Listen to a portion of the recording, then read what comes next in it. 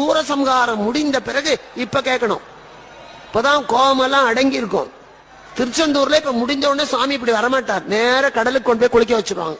முருகனோடைய தான் நாமளும் குளிப்போம். முடியாதவங்க வெளியே வந்து தண்ணி தெளிச்சுக்கலாம். அந்த குளிச்சுட்டு வருவான் பாருங்க அந்த ஜெக ஜோதியா, அப்ப பார்க்கணும், அந்த அழகே வேறையா இருக்கும்.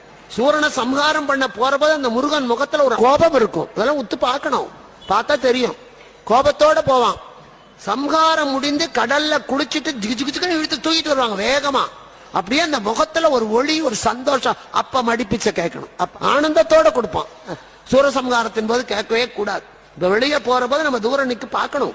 மனசுக்குள்ள நினைக்கணும், எங்கிட்ட இருக்கிற தீமையை எல்லாம் சம்ஹாரம் பண்ணிடு, சுத்திலே இருக்கிற தீமைகளை எல்லாம் அழித்து விடு முருகா, நிம்மதியத்தா.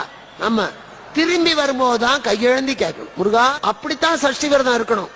அப்படி இருந்தால் சத்தியமா குழந்தை பிறக்கும். இதை சொல்ல தகுதி ஏன்